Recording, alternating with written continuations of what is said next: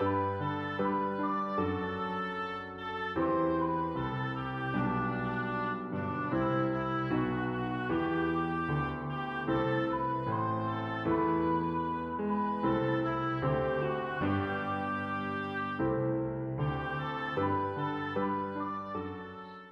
et bienvenue à cette présentation de la thématique du Carême 2022, avec lui, Renaître autrement. Renaître autrement ressemble beaucoup à ce que nous entendons depuis maintenant 2 ans, se réinventer. Ça vous dit quelque chose? Depuis la COVID-19, nous vivons des moments plus difficiles dans nos lieux de culte. Fermeture, réouverture, limite de participants. Avec tout ce que cela implique, déjà, les choses nous obligent à faire autrement. D'ailleurs, j'en profite pour vous dire merci. Merci de tenir bon à travers tous ces revers de situation qui parfois s'annoncent à quelques jours près. Merci de continuer d'espérer en des jours meilleurs. Merci de continuer de vous préoccuper du bien-être de vos sœurs et de vos frères dans le Christ. Avec lui, renaître autrement. Quelle image! Je vous laisse quelques secondes pour observer cette image choisie pour la thématique du Carême.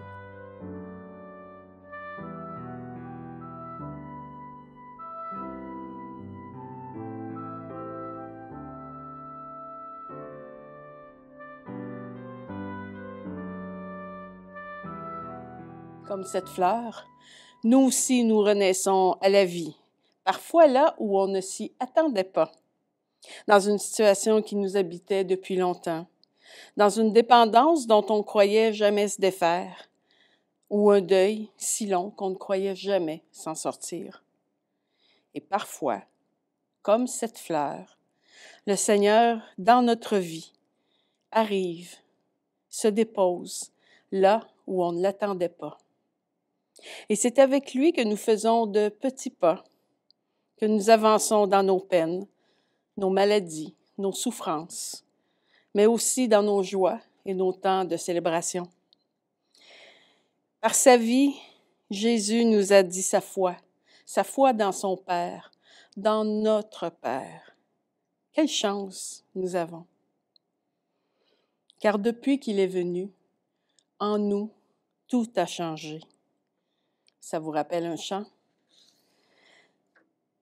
Nous allons maintenant entendre les mots d'espérance qui composent ce très beau chant de Robert Lebel qui s'intitule « Depuis qu'il est venu ».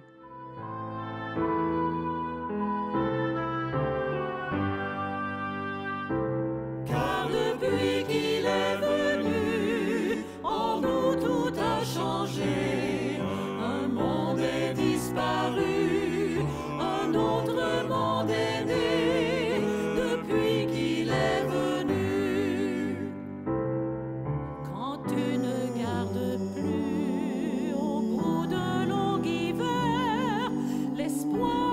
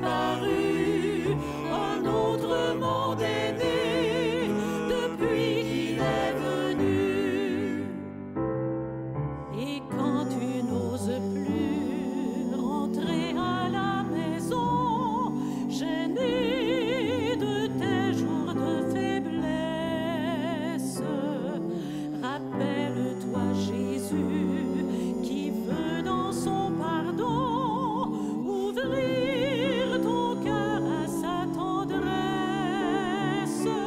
Car depuis qu'il est venu, en nous tout a changé. Un monde est disparu, un autre monde est né depuis qu'il est venu. Quand tu n'arrives plus à croire en l'avenir, devant tes luttes infécondes,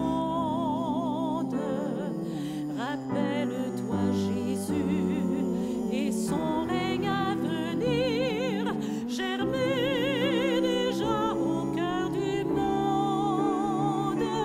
Car depuis qu'il est venu, en nous tout a changé. Un monde est disparu, un autre monde est né depuis qu'il est venu. Avec lui, renaître autrement. Cette simple phrase peut s'avérer porteuse d'images de passages de vie, certains heureux, certains plus difficiles, et d'autres qui nous semblent insurmontables. Le mot-clé est certainement « passage », qui décrit un avant, un après, et avec au centre un espace de conversion, de retournement de notre être. Nous vous présentons maintenant le témoignage de l'abbé Donald Marcoux, prêtre au diocèse de Trois-Rivières, qui a œuvré 27 ans auprès des prisonniers en milieu carcéral. Il nous fera part de renaissance qu'il a constatée et de ses propres passages à être en relation avec ces hommes.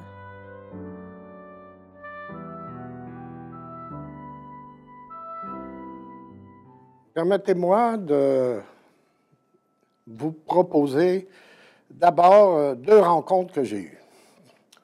2 rencontres qui ont été déterminantes dans ma vie pastorale et qui ont été l'occasion pour moi d'offrir mes services un jour pour la population des personnes incarcérées.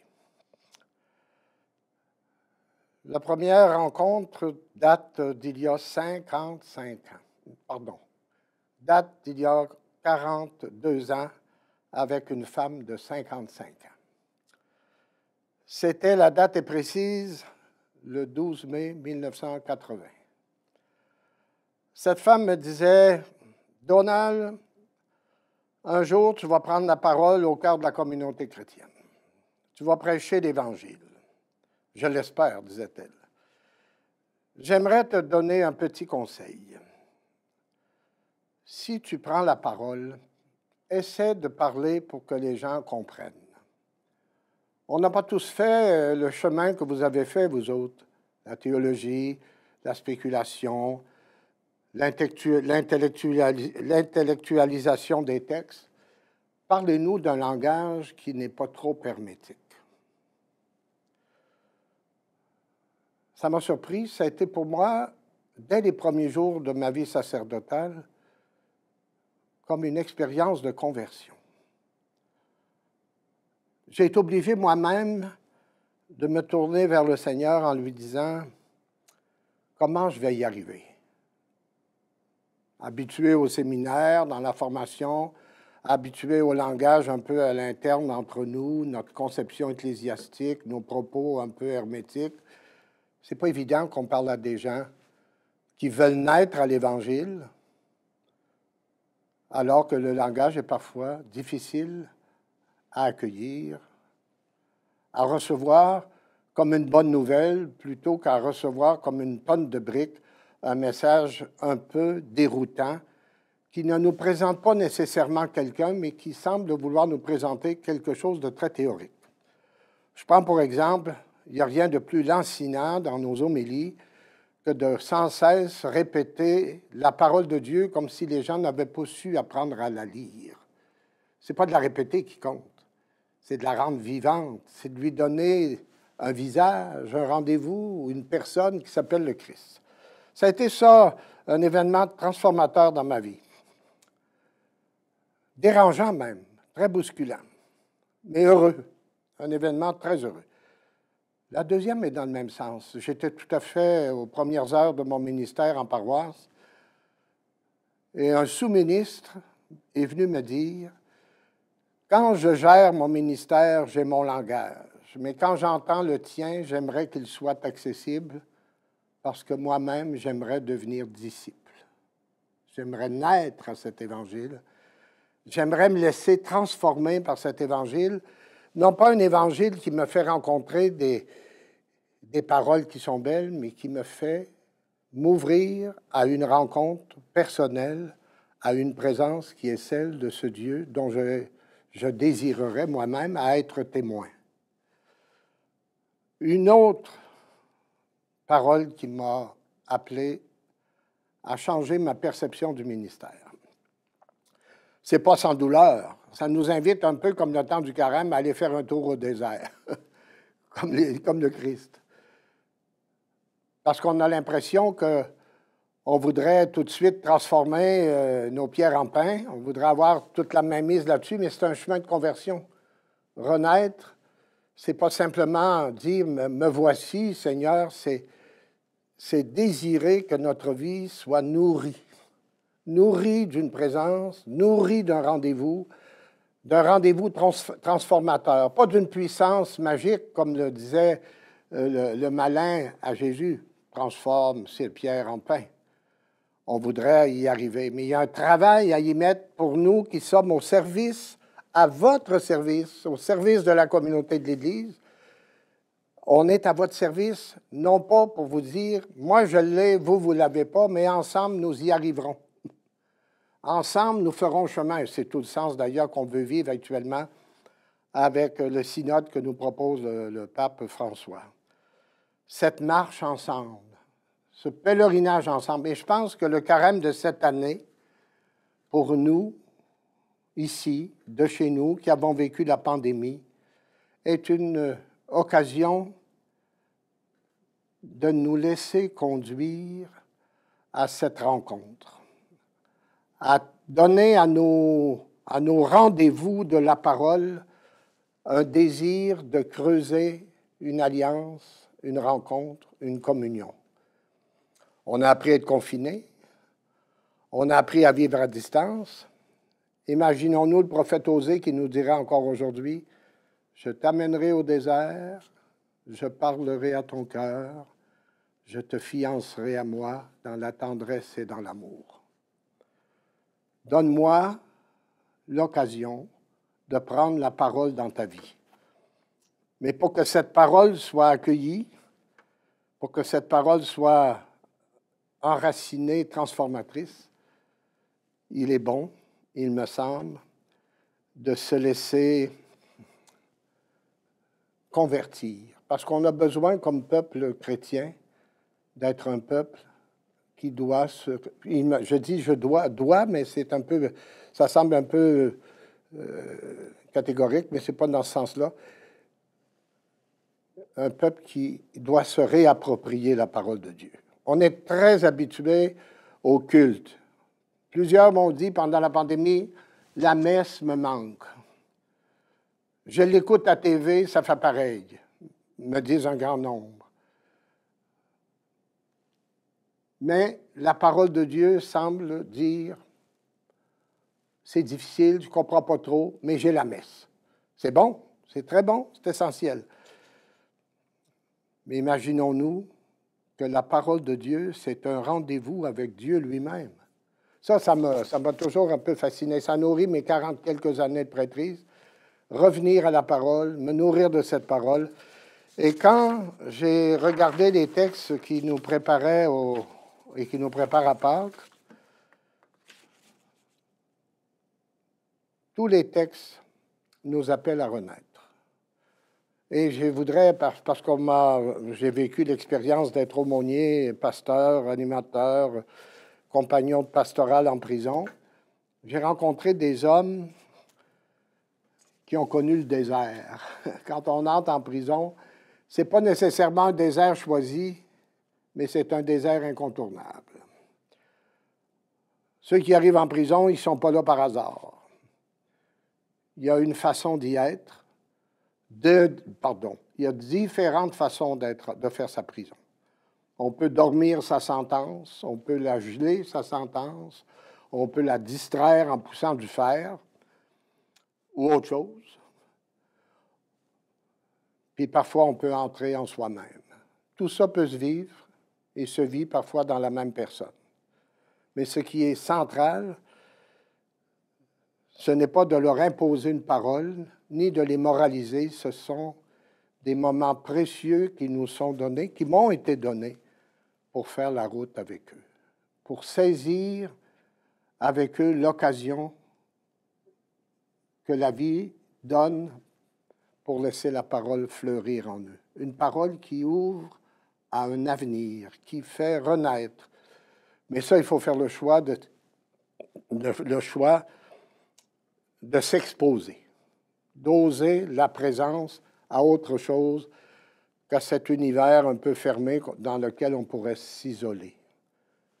Oser accepter de laisser le silence, les événements, la réflexion, le désarçonnement que nous donne la prison. On est désarçonné. On n'a plus d'emprise sur nos libertés, là. On peut nourrir la vraie liberté qu'on désire, la préparer, mais là, on est privé de liberté, mais pas celle du cœur, pas celle de l'amour. En prison, j'ai vu des hommes qui sont passés du rêve de tout posséder au rêve de vivre, et c'est pas simple, de l'essentiel de la vie. Retourner à un quotidien où tout n'est pas servi sur un plateau, où il n'y a pas de spot pour nous congratuler de nos résistances et de nos illusions. Le temps du carême nous rappelle qu'il y a des hommes chez nous qui vivent ce désert, avec les tentations même de Dieu, tout posséder, tout transformer, tout avoir, et découvrir que ce qui est essentiel, ce n'est pas tout, c'est être, habiter, nourri, transformé. Transfigurer, pour prendre les mots du deuxième dimanche, c'est-à-dire devenir beau, d'une beauté intérieure qui transforme. Un chansonnier, un interprète et un compositeur québécois disait, Jean-Pierre Ferland, arriver à dire aujourd'hui, je ne vois plus la vie de la même manière. C'est ça, renaître. Avec lui, renaître autrement. Voir des hommes sortir de prison, ils ne sont pas des millions, quitter les lieux. Je l'ai vu, j'en ai été témoin en se disant, il y a quelques paroles, quelques événements qui ont transformé ma perception du monde et mon désir de faire partie de la fête plutôt que d'en être exclu, d'être présent plutôt que d'être à la marge, même si je resterai un peu marginal. Parce que la marginalité, ce n'est pas nécessairement très grave, c'est une façon d'être. Le pape nous dit d'ailleurs d'aller vers eux, d'aller à la marge, de se rendre là où ils sont. Enfin, je voudrais simplement nous rappeler que ce temps qu'on vit, ce temps de carême, c'en est un qui me permet encore cette année de revenir en arrière à travers mon ministère et de réentendre le langage des gens simples qui m'invite à avoir une présence et un langage qui est accessible. Parce que ma mission, notre vie chrétienne, c'est de donner des mains à l'amour, à Dieu, des yeux, une écoute, un témoignage par tout notre être qui parle plus que tous les discours. Tous les discours. Mais ça demande de la patience. Le troisième dimanche du carême va nous le rappeler. le figuier stérile. Donne-moi encore une année, m'en prendre soin. Mais c'est à nous.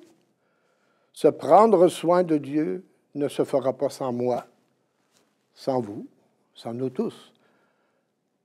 Le Dieu qui est le nôtre nous rappelle qu'il est venu prendre soin, y compris de ce qui peut paraître desséché. Il a pris soin de soigner les racines, c'est-à-dire d'aller au cœur de nos vies et de faire naître à l'autre vie, à la vie de l'amour, de la tendresse. Comme le fils prodigue, il aurait pu rester dans sa soue, vivre sa distance. Il lui a fallu faire l'expérience de la rencontre d'une parole, celle de son père qui l'entendait.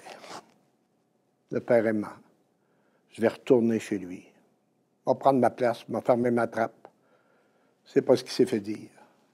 Tu fais partie de la famille. Tu étais mort, tu es vivant. Contrairement à l'aîné qui était mort vivant. Lui, il n'a jamais voulu rentrer. Lui, il avait compris qu'on faisait toujours ça, comme dit souvent le pape François. On faisait ça de même, puis ça va rester de même.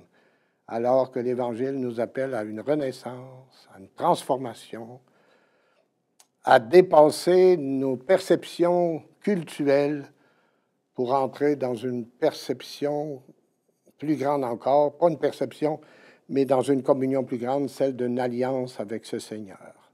Se reconnaître en lui et lui se reconnaître en nous. C'est un beau chemin de carême. Restons pas à distance, pensant qu'on n'a pas les énergies, les capacités, les charismes. La femme adultère était perdue. Elle était perdue. Puis il l'a remis debout. La position d'un chrétien, c'est debout. C'est la position pascale. La mort n'a pas gagné. Va, continue ta route. Je nous souhaite, et je me souhaite à moi-même, d'aimer encore plus cette parole, qui au contraire ne m'éloigne pas de l'amour eucharistique, mais qui au contraire me rend nourri, m'habite de cette nourriture qui creuse en moi le désir de lui ressembler et de le faire se célébrer. Pas faire des disciples en faisant du prosélytisme, on va tous les convertir. Je ne veux pas me convertir les autres. Je veux avec eux faire la route dans une belle relation d'amour, accompagné de quelqu'un qui s'appelle le ressuscité, qui tout en marchant, comme le dit Emmaüs, comme le disent les prophètes d'Emmaüs, notre cœur était brûlant quand il nous parlait de lui. On l'a reconnu, on va l'annoncer.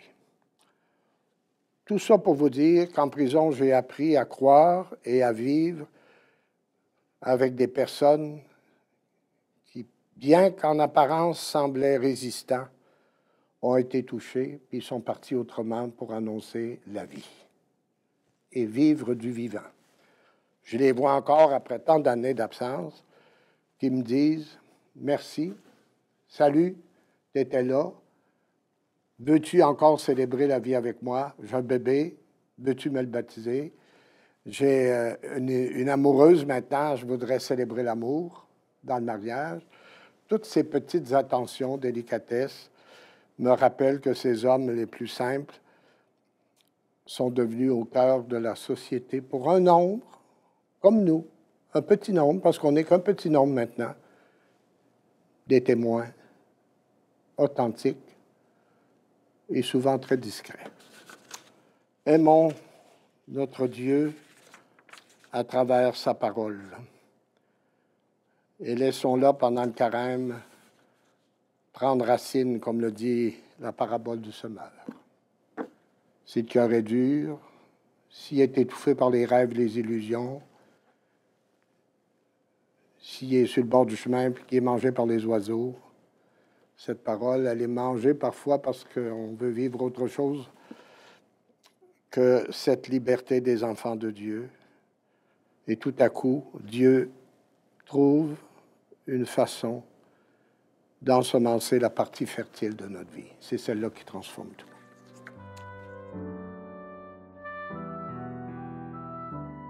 Merci. Merci à vous, l'abbé Marcoux.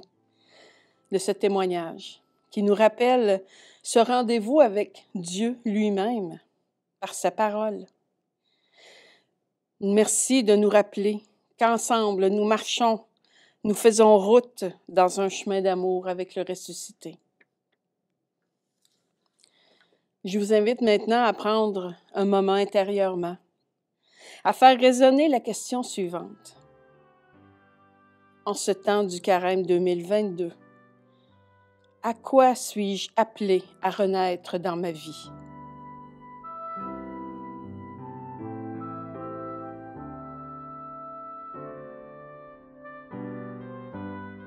Pour nous, les chrétiens, le passage de mort-résurrection est inscrit en nous par notre baptême. Notre prochain invité, M. Claude Mailloux, nous fait part de son expérience en accompagnement spirituel des personnes en fin de vie. Ce temps de passage peut s'avérer pour certaines personnes un temps de fécondité, de renaissance même, et ce, autant pour la personne malade que l'accompagnateur ou l'accompagnatrice.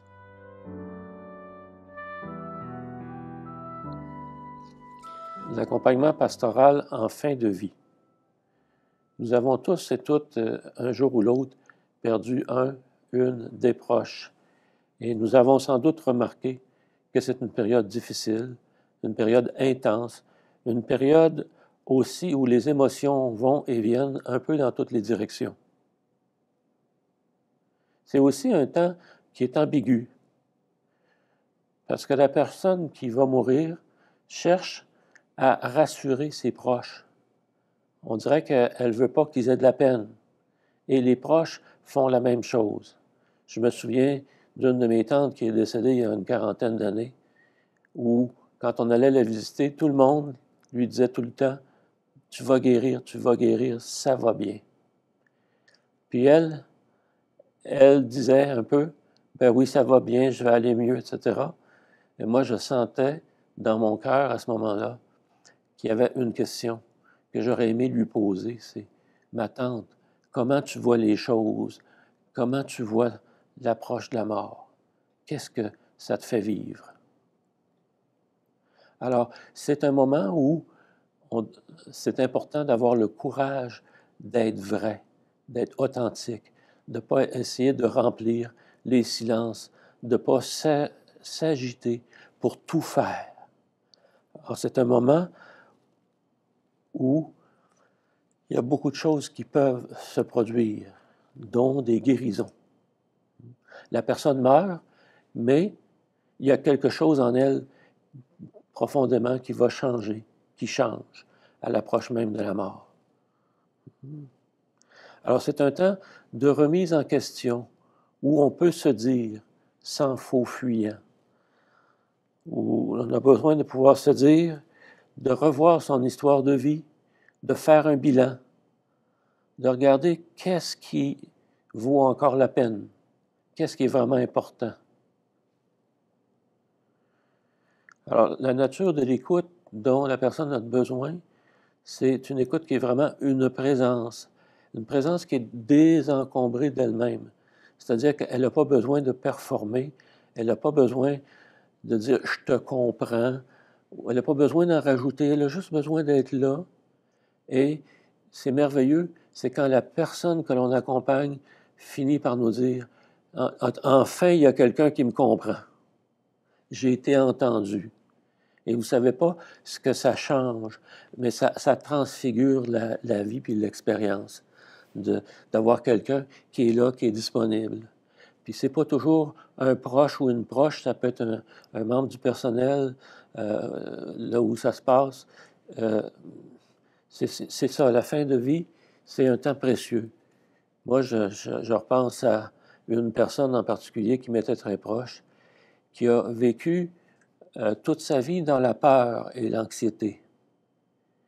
Et au moment de mourir, juste avant qu'on lui fasse une injection pour la plonger dans un profond sommeil, avant de la déconnecter des appareils qui la maintenaient artificiellement en vie, cette personne-là a dit, sa dernière phrase, c'est « Enfin, J'ai hâte d'aller rencontrer mon Créateur. Moi, ça m'a bouleversé, cette parole-là, surtout connaissant toute l'histoire de peur de la personne. Alors, c'était quelque chose auquel je ne m'étais pas attendu et qui, quand j'y pense, m'émeut encore. La mort, c'est plein de vie. Il y a des guérisons incroyables qui se produisent. C'est, de part et d'autre, transformateur.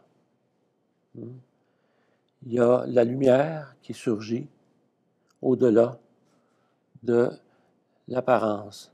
Moi, j'ai compris, en accompagnant plusieurs dizaines de personnes dans ces derniers instants-là de la vie, j'ai saisi, pas compris avec ma tête, j'ai saisi que dans la mort, c'est plein de vie.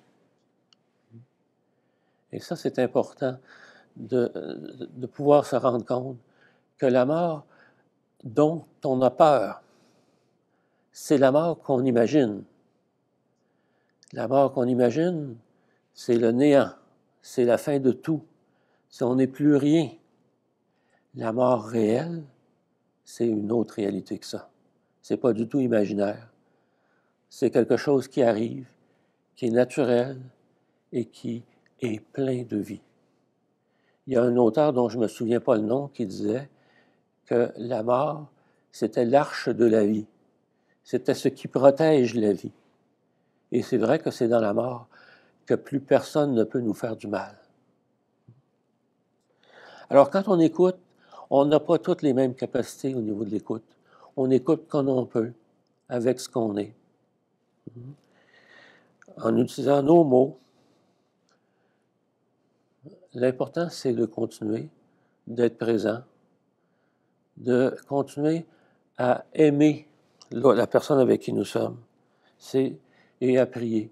Ce sont les choses les plus importantes. Être tout simplement soi-même, aimer, prier et prendre le temps d'écouter. Écouter pour de vrai, c'est-à-dire d'être comme une page blanche ou comme un tambour qui va se mettre à vibrer en entendant la musique de l'autre personne. Alors, c'est ce que je vous souhaite à travers l'accompagnement pastoral en fin de vie, d'arriver à découvrir comment la vie va jusque dans la mort. Et elle continue. Ça, c'est là notre espérance en tant que chrétienne et chrétien.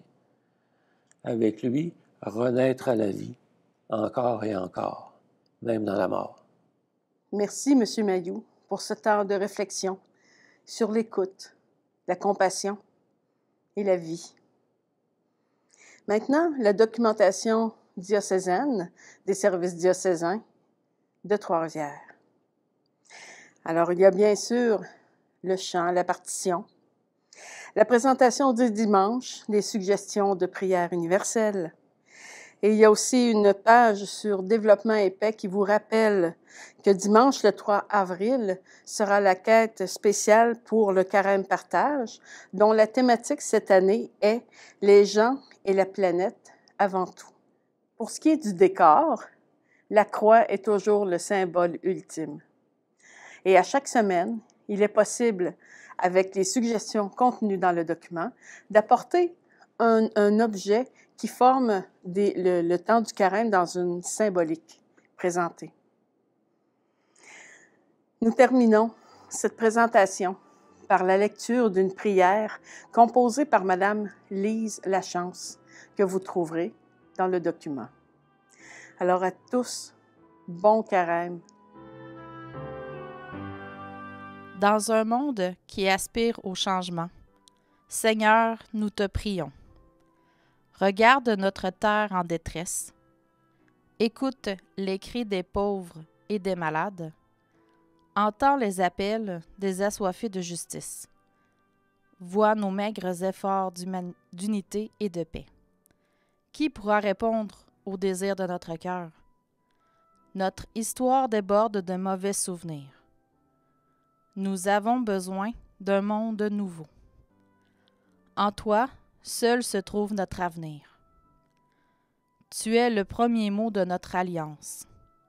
L'horizon de notre humanité, le chant de notre espérance, l'origine de tout amour. Nous étions seuls et égarés. Tu l'as comblé de ton esprit pour qu'il annonce une vie nouvelle avec toi. Avec sa mort et sa résurrection, il nous a donné la liberté d'une renaissance. Louange à toi, Père de Jésus et notre Père.